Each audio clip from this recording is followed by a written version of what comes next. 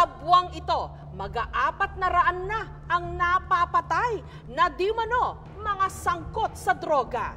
10 o mahigit pa kada araw. Dapat nga ba tayong masanay na lang o maging manhid? Gayong sa likod ng bawat nilalang na napapatay, may kwento at pamilyang naiwan.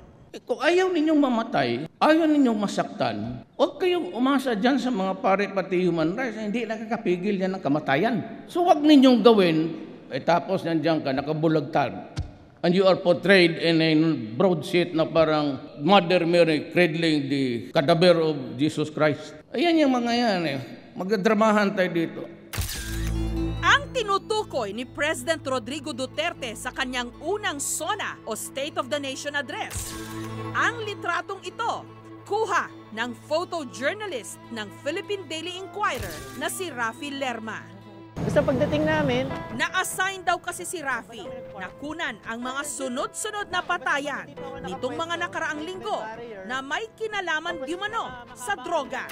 At ang eksenang naabutan niya sa EDSA Rotonda noong July 23, sadyang namumukod tangi.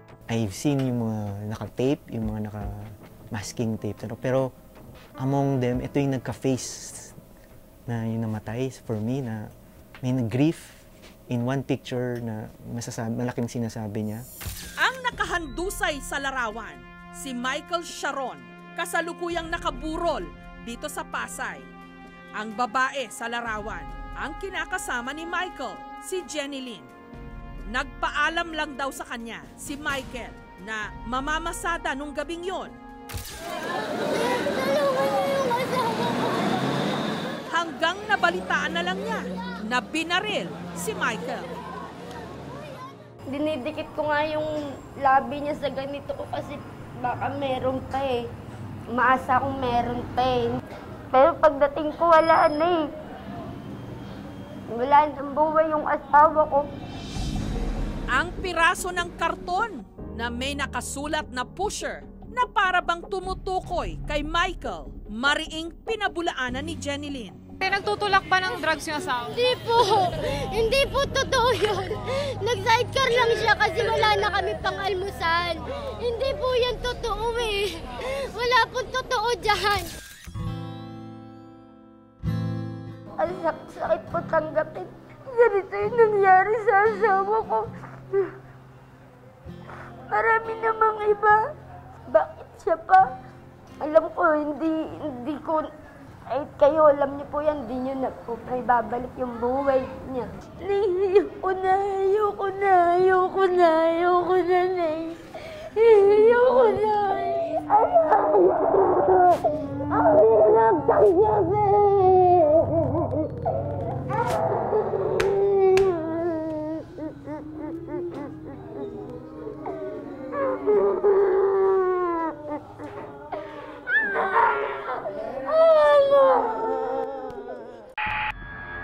Ayon sa spot report ng Pasay Police, mag-aalauna ng madaling araw, July 23, nung pinagbabaril ng 2 hindi kilalang lalaking nakamotor si Michael habang naghihintay lang ito ng pasahero.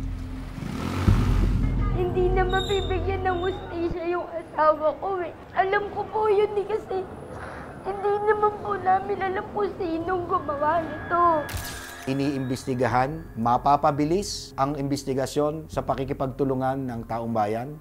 Yung may na alam sa partikular na kaso ay nagbibigay ho ng salaysay, tumutulong ho siya sa pagbibigay ng impormasyon, magagamit ho na ebidensya laban po doon sa suspect. Ayon sa CHR o Commission on Human Rights, tinatayang 10 ang namamatay kada araw o higit pa na may kinalaman di mano sa droga. Sa pagnais mo na sugpuin ang criminality or itong mga drug crimes na totoo naman, it really is causing so much pain and suffering to our people. Pero ang karapatang pangtao ba ay dapat mag-suffer din just because we want to stop criminality? Noong July 13, sa entrapment operation ng Valenzuela Police,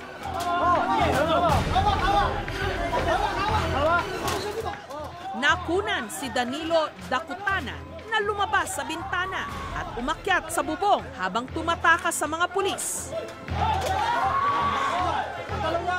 Maya-maya lang,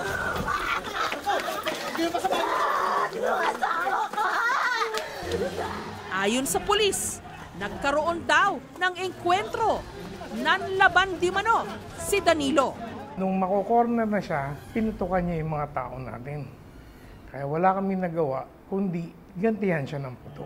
Kaya nung tinamaan naman siya, para matulungan din namin, dinala natin sa ospital. Doon na siya binawian ng buhay. Pinipilit namin nga na hulihin siya ng maayos, kaya lang, syempre, iisa din lang po ang buhay namin. Pinutukan niya po ang mga pulis natin .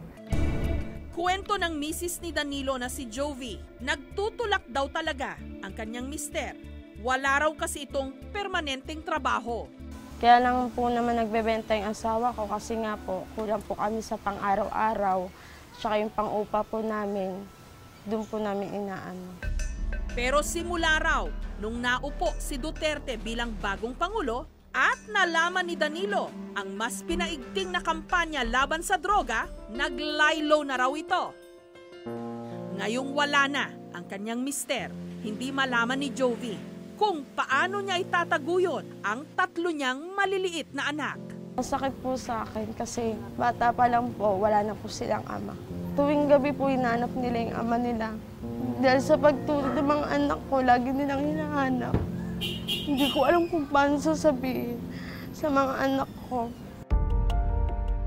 Ito ho ay gera. Kung inilalagay ho nila ang buhay ng ating alagad na batas sa kapahamakan, I think it's the right of the person to defend himself. Our point is we will defend ourselves because we want to protect the bigger majority of our Filipino community na sila po ngayon ay ang amin pong pinagsisilbihan. Kasi dapat bigyan din naman natin ng bigat yung sinasabi ng pulis na they are trying to defend themselves. But at the same time, may karapatan din po yung mga suspects na nasa custody nila to expect that once you're in the custody of the police, dapat protektado ka.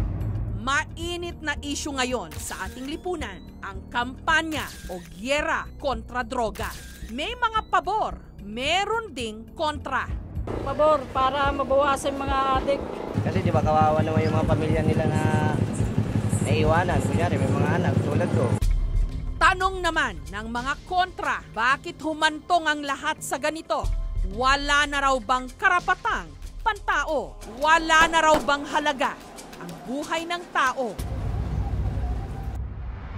Isa sa mga nagpoprotesta ang illustrator na si Israel. Idinaan na lang niya ito sa kanyang likha kung saan si Darna makikitang tila nagsusumamo sa pagpatay sa kanyang sidekick na si Ding na may karatulang pusher ako.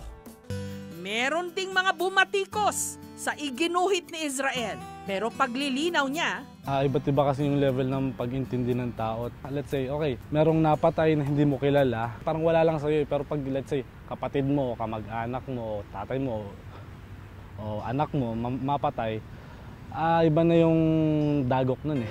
Okay, in the course of the performance of our duty, yun ho yung number 1 ho namin tinitingnan. Yung pong mababait, hindi ho gumagawa, yung law-abiding citizen, they are the one na humihingi po na alisin ho natin ang droga sa ating komunidad. Kaya ho ganun kaseryoso itong laban na to. We are 4 weeks in the fight. Paalala ng simbahang Katoliko, ang utos ng Diyos, thou shall not kill. Huwag naman ililigpit na lang ng ganon.